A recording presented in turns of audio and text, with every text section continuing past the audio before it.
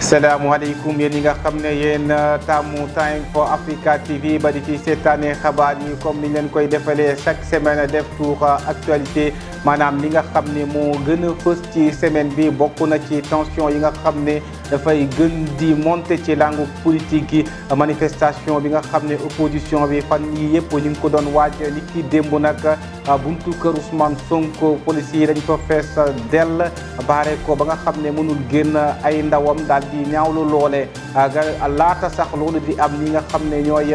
jigéenu coalition Yewwi Askan Wi ñoom ñi nga doon àq ci geneen welle gi jigéenu coalition Benno Bokk Yaakaar ñoom di woote ak dal danañ wax timit ci société li nga xamante ni mën na xaajale am réew ci ay kaddu yoo xamante ni léeg-léeg ñenn ñi dañ ko yëkkati ci wàllum waaso ci wàllum santé tamit danañ wax ci donner du sang maanaam maye deret am na ñu bari ñoo xamante ni ci askan bi ñoom musuñoo maye deret te maye deret loole mën na indi ay njariñ ci nga xamante ni dañoo am yoole leen jafe-jafe xabaar yi bitim réew yi tàggat yaram mooy ndar képp bi de jotaay léegi ñu daal di yaatal.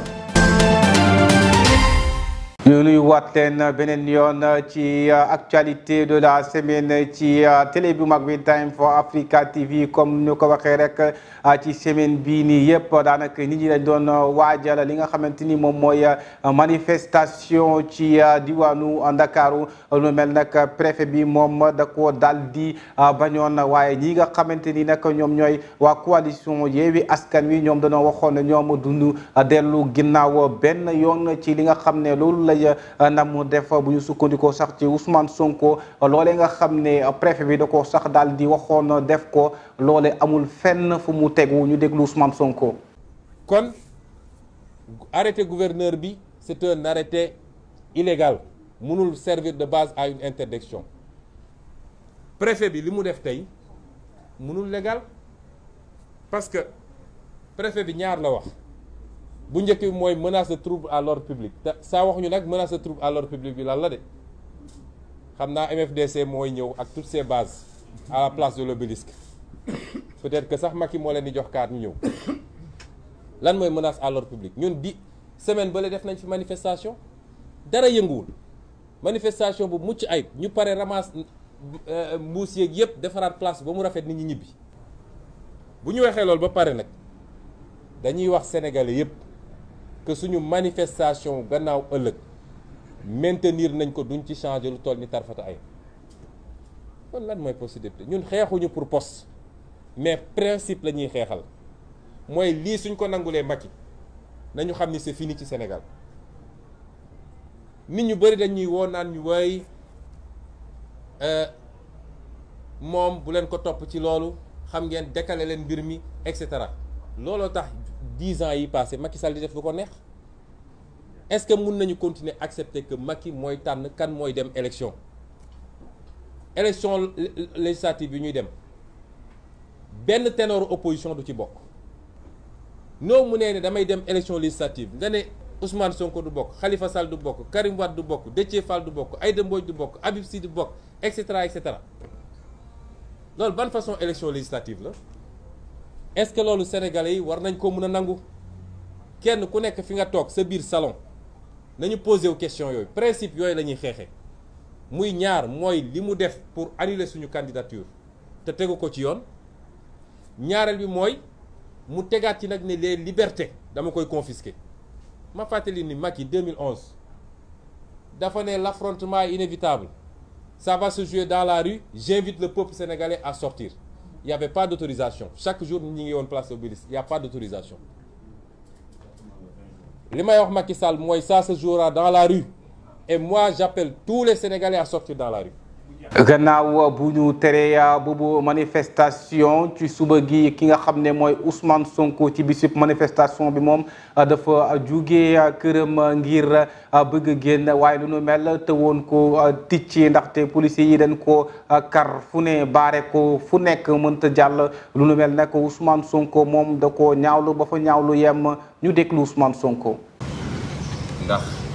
ab citoyen sénégalais boo xam ne amul benn interdiction bu ko frappé nga ne du génn këram amul sañ-sañu génn këram dem njabootam bu ñu waree génn gis ngeen dama obligé accompagner sama soxna ba fii léegi la sama bon bi jóge marché waaye dañoo bañ taxi bi dugg jàppale ko pour ñu dugal bagage yi loolu nag panique la rek parce que ku ñu ne da ngay manifester nga ne du ñu manifester xam ngeen lii ñu déployé tey ci ay moyens pour ne dañuy tere manifestation am bu ñu bàyyoon manifestation bi lu gën a néew loolu la leen di jaral waaye ñàkk gis-gis ak ñàkk xam-xam ak dëkkee ci panique jox la réew ñu ne la defaral doxalal yoon doxaloo yoon ba mbir mi war laa dab nga affolé dinañ ñëwaat sax fan yi ci wax leen li tax Macky Sall tey mu tiit gi mu tiit te mu jara ko bakkanam plutôt que ñàkk nguur gi parce que moom xam na li mu def dinañ leen ci jox ay firnde yu leer a leer moom ak ñu bëri ñu ko wër loolu mooy li xew Sénégal dafa jot nag sénégalais yi xam ni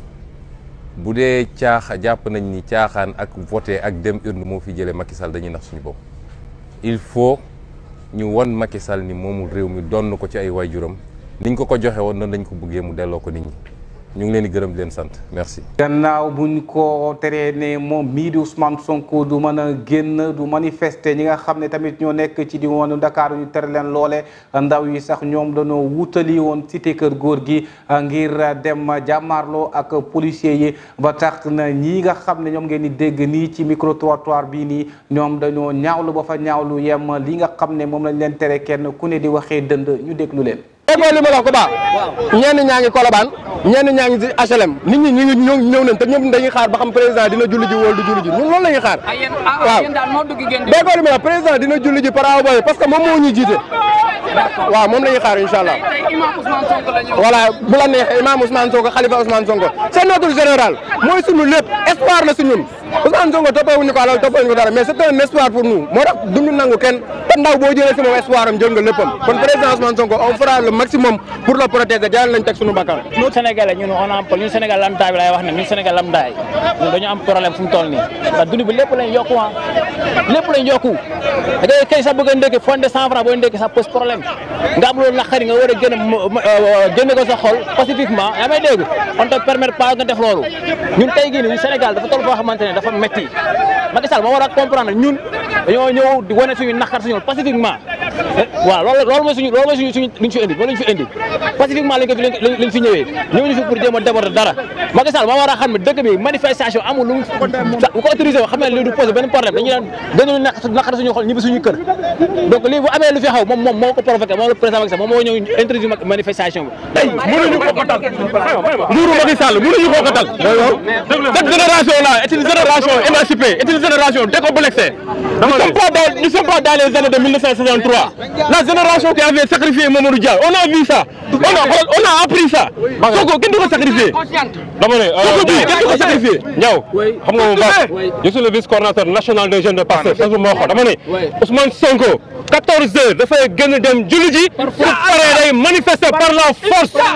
Sonko nekkul résidence surveillée nekkul prison te du dispositif bi moo koy teree génn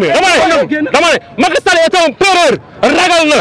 dama ne ragal na sa dictature rampante bu muy jaay ça ne passera pas Sonko va sortir Sonko va manifester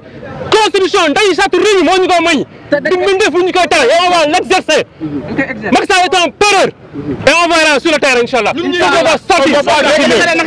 billahi wallahi wa taala duñu reculer loolu yota ñun ñi ñëpp ñu ngi business 90% ñu ñëpp ils ont leur bureau ils ont leur business nous avons fermé nos magasins nos bureaux pour venir lutter contre cette injustice waaw amul ñu ngi ci ragal nag am ñu ci dellu ginnaaw lii ñuy def c'est un droit constitutionnel il faut que le président Macky Sall a respecté waaw li amoon nag ay Mamadou Dia ak keneen du fi am tey inshallah Ousmane Sonko wasalaam la Jakarta di yëpp jigéen bu ëmb ñu koy yóbbu hôpital ay kilomètre ñu dem ba foofu hôpital bi ñu ne docteur yi xaw ma ñooy dañoo grève ku jigéen kooku keroog noonu la tëddee noonu la nelawee est-ce que ñi xam nañ loolu xamuñu ko est-ce que xam nañ loolu demal côté Saloum demal côté Casamance est-ce que ñi xam nañ Casamance nu mu mel est-ce que xam nañ ko côté Saloum nu mu mel ñu bëgg di nax nit ñi booba léegi plus de pare nañ pour libérer suñu réew ñun kenn du nangoo nekk jaamu France ñun dañoo doyal ci colonisation bi ñu doyal nan ngir yàlla yërëm leen Sénégalais yi fii Sénégal da nga gis ko mag mu am 45 45 ans sa waay xale amul du mën a takk jabar 45 ans sa papa di la takk jabar sa yaay di la takk jabar. ci manifestation yi sax nga xam ne préfet bi da ko daal di tere woon ñi nga xam ne ñooy jigéenu coalition Yewwi Askan Wi ñoom dañ cee meroon ba futu ba tax ñoom ñu daal di génnoon ne muy taw muy naaj ñoom danañu jàmmarloo ak nguur gi xeex ba fa xeex yem ñu déglu jigéenu coalition Yewwi Askan Wi ak artu yi nga xam ne doon nañ ko def. képp ku seetaan ñuy faagaagal démocratie sénégalaise bu ëllëgee soo yuuxoo na nga xam ne ci ñi ko seetaan nga bokk moo tax ñun ñu ñëw fii tey pour wax Macky Sall ne ko lii kenn mënu ko nangu parce que nag mënuñu jël di instrumentaliser disposition code électoral nu mu leen neexee en défaveur de l'opposition ndax ñoom seen bopp bu ñu waxantee dëgg rek présidente wax na ko sànq seen liste moo waroon njëkk a daanu ndax ba ñu nee parrainage ba ëpp na ñoom ñu avoué ko wax ko ba àddina bi yëpp dégg ko ca la ñu waroon daaneel seen parrainage ministre de l'intérieur moo waroon na njëkk a daaneel seeni liste ne leen du ngeen bokk waaye lan lañ ci gis dañu leen jàllale boddi ay liste yu bëri moo tax maa ngi woo démocrate sénégalaise yëpp démocrate sénégalais yëpp góor ak jigéen mag ak ndaw ñu jóg taxaw xam ne tey nag bu ñu faagaagalee kii bu ñu paree subaa ci keneen la ñu jëm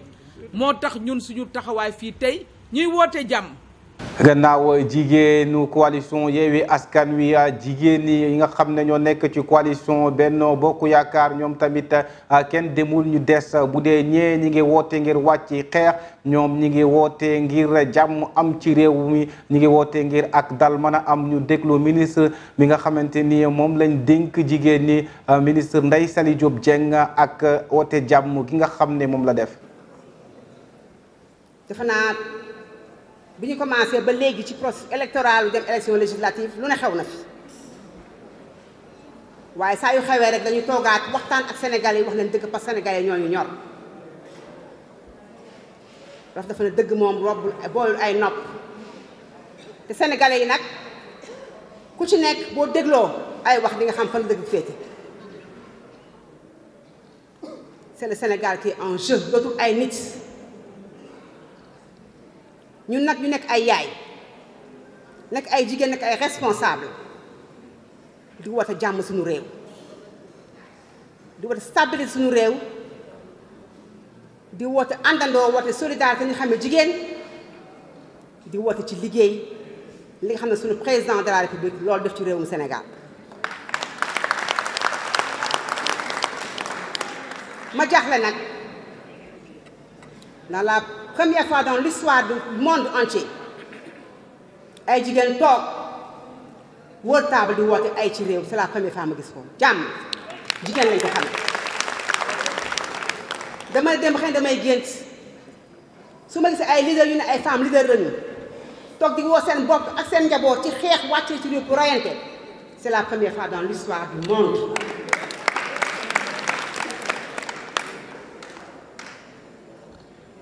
Sénégal jàmm moo ko lal te jàmm rek moo fi am jàmm ju jiitu nañu ñun juri suñu ay yaay ji c'est des générations la ñu ñaan fii ci réew mi lu baax ay mag ñaan ko fi jàmm rek moo fi am ku fi bëgg indi lu jàmm di nga ànd ak si jàmm dem foo xam parce que ñun jàmm lañu bëgg suñu réew parce que nag bu ñu amul jàmm dama jëlale sax conférence de presse dama jëlale waxtaan waaye dama jëlale yow sa bopp.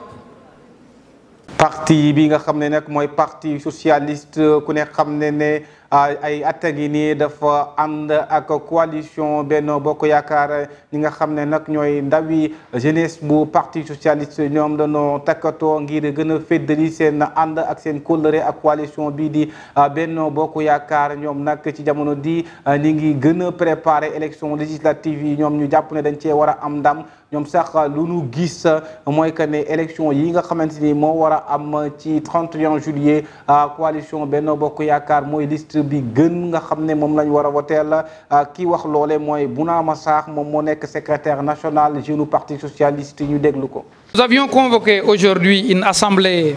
générale du mouvement national des jeunesses socialistes suñu ndaje bi ngeen gis li ko tax a jóg nag mooy daal di boole ndawi socialiste yëpp ngir ñu nekk benn ndaxte soo xoolee ci jamono du du toll ñu ngi war a waajal li nga xam ne mooy élection législative yi ci 31 juillet boobu élection nag dañ cee war a am ndam lu rëy ndam loole nag ngir mu am il faut que ñu takkatoo nekk benn gën a liggéey ñoŋal suñu liggéey comme ni ñu ko suñu njiit daal ñu ko waxee Ousmane Tanor Dieng nga xam ne liggéey na lu am solo ci bile parti loolu nag duñu ko dakkal dañu koy wéyal li ma mën a wax tamit mooy ñun suñu ànd bi ñi ngi gën a dëggal suñu àndandoo ak coalition bi di Benno Bokk Yaakaar te coalition Benno Bokk Yaakaar bi sax mooy coalition bi gën ci coalition ngir ñu mën ko fal ci élection législative yi nga xamante ni moom la ñuy waajal di ko nama amal ci 31 juillet.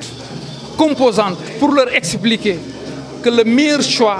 demeure et reste la liste de Benno Bokk Yaakaar. fu ne xam ne nag jamono ji ak élection yi nga xam ne moom la ñuy waajal coow li moom fokk na te nag weesu nag nga xam ne moom lañ dénk direction générale des élections Thienda Fall moom biñ ko ci laajee moom daf ne jamono ji ñu toll moom amul benn tontu bu muy joxe li muy wax rek mooy ak li nga xam ne moom la tal mooy jamono ji naka lay def ba organiser ay élections législatives yu jaar ci yoon yu leer nañ loolu la tal waaye leneen loo xamante ni maanaam méngoowul ak yoon ak loo xamante ni da koy divertir moom mu talut loone gannaaw politique dañuy tabbi ci wàllum justice ki nga xam ne mooy procureur de la république maître Amidou Diouf moom àdduna ci li nga xamante ni moo fi xawoon fan yi ki nga xam ne mooy Ousmane Kabiline Diatta nga xam ne dañu ko tegoon loxo jàpp ne moom dañoo njortoon ne moom dafa nekk ci mouvement MFDC bëggoon a participer ci manifestation bi nga xam ne moo weesu woon fële ca place de l'Obélisque moom mi ngi ci indi ay leeral gis ne loolee tax sax moom ñu daal di ko arrêté ñu déglu procureur Amadou Diouf lim ci wax. li am nag ba tax ñu toog ne dañuy def conférence de point de presse bi xam ngeen ko dafa am lu bulet ci réew mi loo xam ne xëy na mosu fi am mbaa bu fi amee itam bariwul mooy jàpp bi nga xam ne force de défense et de sécurité et surtout les services de renseignement diñ ko identifier clairement bi muy jógee Sindian pour ñëw Dakar jàpp bi nag yombul ndax laajoon na ay xarala yu bees yu taxaw jumtukaay yu am solo ci xarala yu bees yi laaj na aussi taxawaay bu mot sëkk ci enquêteurs yi gendarmerie ak force de sécurité yi nga xam ne ñun ñëpp amal nañ leen njukkal biñ ko repéré ci Sindian moom ak ñeneen ci bi seen biiri jëf seen biiri waxtaan ak seen biiri préparation pour ñu ñëw Dakar fekkee manifestation bu fi waroon am ñoom tam ñu jël seen motukaay di leen géolocaliser di ko géolocaliser ba mu jaar Kaolack jaar Mbour egsi Dakar ba yàlla def waa brigade de recherche jàpp ko après jox ko waa section de recherche de la gendarmerie. li tax nag ñu taxaw comme ni ma ko waxee woon dossier dina am solo pour réew mi am pour suñ tey pour ëllëg parce que en fait li nga xam ne moom lañ jàpp ne xëy na jàpp bi xaw na ko entravé mooy c'était des actes qui pouvaient peut-être mettre en danger la sécurité publique, l'ordre public et même la pérennité de nos institutions. dañoo naroon yaakaar nañ ne bu ñu amul woon taxawaay bu baax ak bu ñu ci amul taxawaay bu mot sëkk mën na dem ba saafanteel sécurité dëkk bi saafanteeg institution. donc on va poursuivre pour atteinte à l'autorité de l'État mooy képp ku bëgg a sayfaane autorité état bi ak institution état bi. dinañ ko topp aussi dinañ topp ñu ngi topp nguur si aussi parce que bokk na ci mouvement boo xam ne insurrectionnel li tubaab dox insurrectionnel jàpp nañ ci aussi def na loo xam ne mën na compromettre sécurité publique bi mooy jàmm bi nekk ci réew bi paix publique bi jàmm bi ak indi aussi ay loo xam ne ay trouble la politique ci dëkk bi. gannaaw loolee dañuy wax ci Cheikh Mbacké Bara Dolly gannaaw bu ñu ko defee mandat de dépôt li ci tolloog juróomi fan foole ca kaso bu Rebeuss kenn ci mbokkam yi dem na ko seeti waaye moom lu mu gis mooy nam fa nekkee dafa tar lool ay conditions yu difficile moom la fa nekkee te loolee nee na kii di Cheikh Mbacké Bara Dolly mi ngi koy ñaawlo bu baax ñu déglu récit bi nga xamante ni Alla Thiam moo ñu ko defal. boobu ba léegi nag def na juróomi fan ginnaaw bi nga xamante ne député bi di Abdou Mbacké Bara Dolly dugg na fële ca Rebeuss ba léegi ginnaaw nag loolu ñi nga ko doon toppee ci wàllum wax bu mu yëkkati woon ci manifestation ba la Yewwi Askan Wi doon ko amal jëmale ko ci njiitum réew mi président de la république wax boobu nag ñu ngi ko jàppee lii di offense ak diffamation ginnaaw bi nga xamante ne nag kenn ci ay jegeñaaleem dem na ko seeti mi ngi ñuy xamal ne nag mel na ni moom nag ay rëcc moo ci am ndax mi ngi ñuy xamal ne prison bi mu nekk nag dafa metti moom sax mësula jot ab plainte te tey gulet muy dugg fële ca prison bu ñu sukkandikoo ci quotidien Source A ci loolu nag député boobu mi ngi ñuy confier ci Source A ñàkk ne moom nag waxul waaw wala déet maanaam jëm ci réccu ci wax ji nga xamante ne jëloon na ko jëmale ko ci njiitum réew mi di Macky Sall waaye lu ci manti am ba leer mooy ab famem nag ñi ngi jéggalu kii di njiitu réew mi di président de la république Macky Sall. wàllum santé dañuy daal di dellu si waat ci affaire fukki bébé yi ak benn yi nga xam ne dañoo daal di ñàkkoon seen bakkan ci lakk gu amoon foole ca hôpital Mame Abdoul Aziz Sy bu Tivaouane ki nga xam ne nag moo nekkoon chef maintenancier bu établissement hôpital boole moom dañ ko daal di inculpé daal di ko placé sous mandat de dépôt jàppee ko homicide involontaire ñu déglu détails yi nga xamante ni Ahmed Ba moo ñu ko defal. mbir mu yees jëm ci enquête ba ñu doon amal ci deewu fukk ak benn xale ya ñàkkoon seen bakkan ci lakk ga amoon hôpital Mame Abdou Aziz Sy Dabakh bu Tivaouane ci noonee fële ca tribunal bu Thiès juge d'instruction bi daal dina placé sous mandat de dépôt kenn ci agent yu hôpital boobee ak kii di Fodé John nekk chef maintenancier bu établissement hospitalier boobee ñoom ñu ngi koy toppee lii di homicide involontaire waral ba ñu placé ko sous mandat de dépôt ak kii di chef des soins infirmier ak chef du service administratif bi ñoom jot nañ leen sax déglu wante dañu leen a mujjee bàyyi ñu dellu seen kër ginnaaw audition bile niki ñetti fan ci weerum juin bi ñu nekk nag ñaari agent hôpital Mame Abdou Aziz Sy Dabakh boobee dañ leen a mujjee woon a placé mandat de dépôt mu di ak sage-femme bi di Awa Diop ak aide infirmière bi di wuyoo ci turu Kumba Mbodj ñoom nag mujjee nañ leen yóbbu sax fële ca maison d'arrêt et de correction bu Thiès li leen di toppee nag moo di càggante jëmale ci ay xale bàyyi leen ci lieu boo xamante ne kenn nekk fa woon waral ba fukk ak benn xale yooyee ñàkkoon ci seeni bakkan. ci semaine bi sax fukki fan ak ñeent ci weeru juin ci lañ doon màggal bés bi nga xam ne mooy bésub maye deret mais daal di seetlu nañ ne ñu ci bari léeg-léeg dañuy ragal maye deret te lii nga xam ne nag mooy maye deret dafa nekk lu am solo ci dundu doomu aadama ñu déglu Alla Thiam ak solo sum ñu ci wax. tey jii ci talaata bi dëppoo ko fukki fan ak ñeent la ñu jagleel bis bi ñuy def mayam deret mu nekk nag lu am solo loo xamante ne nii dina tax ñu sauver ci ay bakkan yu bari loolu nag dañuy nemmeeku ne luy gindi ay jafe-jafe la ci wàllum ñi nga xamante ne dañuy mucc ci amum doom ak tamit ñi nga xamante ne nii dañoo def ay accident ba fële ca Gabon sax gis nañ ne ci atum ren nag nekk na lu jafe ginnaaw bi nga xamante ne dund nañ ay jamono yu métti ci jàngoroy Covid-19 banque de sang yépp boo xoolee amul dara ci loolu nag la docteur bi di Olivier jël ay matuwaay ngir wax ak askan wi ñu dem maye ji deret ngir nag ñi fa ñëw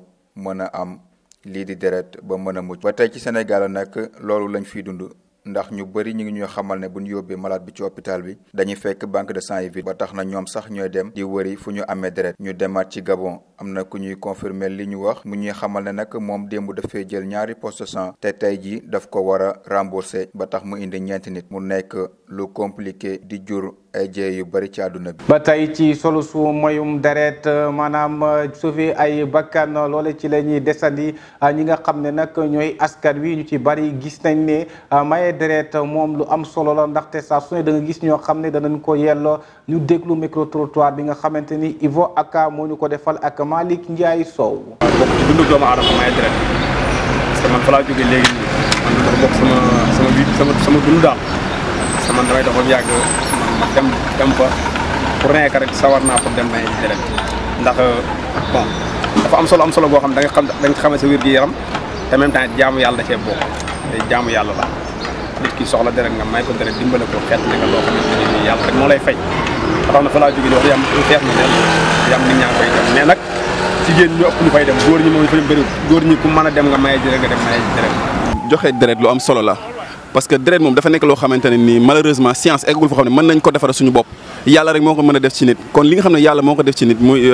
nit da ko war a may moromam parce que ñu ngi nekk di liggéey di dem di ñëw tey kenn xamul lan mooy xew da ngay xëy rek ñu ne la sa benn mbokk wala yow sa bopp soxla nga deret yaa mu ngi hôpital wala jigéen juy mucc soxla na deret donc dafa am important ñuy maye deret di sóor loolu parce que àdduna kenn xamul lan moo am mën a am. Le don de sang il est très important. maye deret dafa am solo dëgg la tey ñooy maye wante kenn xamul ndogal yàlla ëllëg mën nañu doon ñi ko soxla am na solo ñu fournir banque de sang yi ngir sóoraale cas yi mën a am te soxla ko may lancer rek appel autorité yi ngir ñu yokk jumtukaay yi ak centre de transfusion sanguine yi. Ces deux messages-là à l'endroit des autorités mais également à l'endroit de la population. société dañu koy doore ak lakk gu metti gi nga xam ne moo am ci diwaanu Kaolack ci àllarba gi ñu génn jàpp alxames ci guddi bi mu jotee foole ci marché central bu Kaolack caniveau des Gaules lu lakk goole nag lu ci tollook juróom benni cantine dafa lakk ba ni muy loolu nu mel nag am na ay matériel yu bari yoo xamante ni ñoo la nga xam ne ñoo lakkale dañ koo daal di ñàkk ñu sukkandikoo ñi nga xam ne nag ñoo moom yoole cantine jàpp nañ ne ay millions yu bari lañ ci ñàkk. ci yile leeral ñu wax ci tabaski nga xam ne daanaka benn weer rek moo des ñu daal di waxi tabaski li nga xam ne nag dañu ko embargo diggante Mali ak Sénégal lu mel nag tiital na ñenn ci citoyen sénégalais yi ñu gis ne gannaaw loole am na te Mali moom da doon jox Sénégal xar yu bari war nañoo xool yan pexe la ñuy def ba xar du manqué ñu dékklu micro trottoir bi nga xamante ni Yvon Aka moo ñu ko defal Marta Sonko. waaw loolu moom dafa nekk loo xamante ne peut-être ñun du nekkul lu ñuy rafetlu carrément parce que tey impact bi muy am ci biir dëkk bi ñun ñëpp xam nañ ko ndax tey boo xoolee déjà tabaski bi mu ngi ñëw te am na ñu bari ñoo xamante ne tey ñu ngi élever ay xar ci biir dëkk bi fii mais du ñëpp ñoo am dooley jënd ci xar yooyu noonu ndax tey ku ne xam na ne xaru yar pour nga jënd xaru yar c'est tout un problème donc nag impact bi muy am dina am impact ci ñi nga xamante ne ñooy néew di doole yi ndax tey ñooñu ñoo daan jël ci xar yi nga xamante ne dañ leen di daan jëlee ay Mali di leen indi fii ñooñu la daan gën a yomb te dina am impact ci côté boobu noonu. embargo suñu digganteeg Mali moom wax dëgg jafe-jafe rek lañ ciy am parce que produit commerce yi di jóge Mali yëpp actuellement ñëwuñu donc day répercuté wu ci ñun ñi nekk fii Sénégal boo bëggee am yenn yi ngay jënd ay xar ak yooyu yëpp fi mu nekk ni ak tabaski bi dina compliqué trop parce que xaru Sénégal yi duñu doy Mali moo doon ñëw tout le temps en renfort ak Mauritanie donc diggante Sénégal ak Mali embargo waru cee am. société nag dañu koy jeexale ak jamono ji ñu toll nga xam ne saa su ne nga dégg ay wax yoo xam ne soo ko déggee rek da ngay daal di dar sa gémmiñ ci ay wax yoo xam ne dafay xaajale maanaam affaire ethnicité xaaj ak seen ci mbirum waaso lu nu mel nag ñenn ci askan wi gis ne war nañ ko moytu surtout ci Sénégal ak fi mu toll nga xam ne tension yi saa su ne dafay gën di yéeg ñu déglu micro-trottoir bi nga xamante ni Yvon Aka moo ñu ko defal ak Malick Ndiaye. Sénégal dëkku jàmm la fii li fi nekk bari na ci race ci culture képp koo gis am na ci culture bu mu bokk am na fu mu jógee mais ça ne veut pas dire que ni tamit da ngay andi xeex wala da ngay andi guerre wala quelque chose comme ça non mën na bañ a nekk loolu yëpp mën nga ko régler avec intelligence quand même xam nga xam nooy tontoo nga xam nooy répondre sa morom sans pourtant nga ñàkkal ko kersa wala nga wax ko loo xamante ni si waroo koo ko wax Sénégal moo wax dëgg fa yàlla race yi bari na fi ethnie yi bari nañ fi kon ba dee boo loolu moom nañ ko teg ci suuf parce que jëmalewul suñu réew kanam. gis nañ si réseaux sociaux yi que am na benn violence verbale boo xamante ne mi ngi am si diggante ñaari si maanaam ci wàllum xeet te ku wax Sénégal wax pays de la Teranga. mu nekk dëkk boo xamante ne ñi nekk ci kaw comme ñi nekk suuf ñun ñëpp ay mbokk lañ donc ma si lancé appel suñu kilifa diine yi ñu wax ci ak kilifa politique yi ñu moytu parce que loolu mën na dem ba au-delà yàq bu muy yàq ci wàllu kaddu ndax kaddu gu ñaaw la mën na dem ba indi ay fitna ci wàllu xeex ak leneen lu demee loolu te loolu baaxul ci réew mi. xabaar yi bitim réew dañu koy doore ak Togo ñoom dañoo jàpp ne file ak fanweeri fan ci weeru juin 2022 waratuñu gis benn réfugié ivoirien à travers le monde ñoom Côte d'Ivoire nag ki nga xamante ni moom lañ dénk au commissariat bi nga xam ne moo jëm ci lépp lu jëm ci mbirum réfugié ñoom dañoo daal di signer accord de rapatriement loo xam ne dafa jëm ci wàllum réfugié foole ca Togo sax mën nañ jàpp ne lu ci tollook téeméer ak juróom-ñett fukk ak juróom-ñeent ci ay réfugié jot nañ leen daal di recevoir ci cérémonie bu nga xamante ni dañ ko doon amal ngir daal di leen defal ay passeport yoo xamante ni dina tax ñoom ñu mën a daal di dellu ci seen dëkk yoole ngir man fa dellu dund fa comme na mu waree. ci Kiba lu ci tollook 381 doomi aadama dañ leen daal di condamné li leen jàppee nag mooy dañ doon manifester ci juillet 2021 li ñu doon naqarlu mooy politique gouvernement bu communiste yi loolu la chiffre bi daal di annoncé officiellement ci altine fukki fan ak ñett ci weeru juin ki wax loole nag mooy procureur général bi ñi nga xam ne nag daal di leen teg loxo mën nañoo toll ci fanweer ak juróom benn ñoom ñi ne sax dañ leen a condamné seen condamnation yooyu nag dem na ba jàpp ñaar fukki at ak juróom ngir ñu daal di koy tëdd ci prison. xabaar yi tàggat yaram éliminatoire coupe du monde basket ñi nga xamante ni ñoo ci war a jongante ci liste bi toll ci fukki joueur ak juróom-ñett lu nu mel nag fédération bu basketball daal dina ko fësal ñoole sax man gën nañ ci ràññee ki nga xamante ni mooy Gorgui Sy Dieng ak Anam loole nag mi ngi war a dox ci benn fan jàpp ñetti fan ci weeru juillet 2022 foole ca Égypte regroupement bu njëkk bi nga xamante ne équipe nationale masculine bi ñu ngi ko war a amal ci ñaar fukki fan ak ñaar jàpp ñaar fukki fan ak juróom-ñaar ci weeru juin ñoom ñi le sax ñi ngi war a départ utali Égypte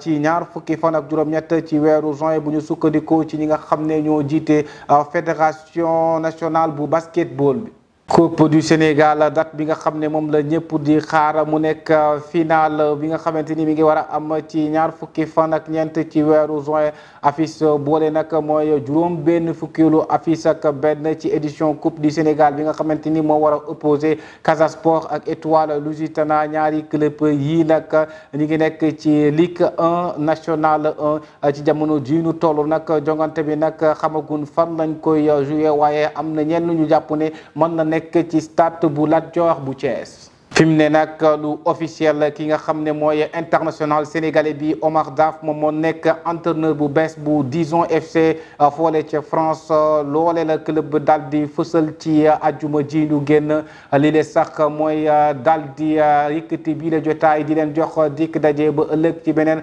jotaayu xabaar ci Time for Africa TV télévision bu mag bi télé bi nga xam ne dafay wax ak ñun di wax ak yéen.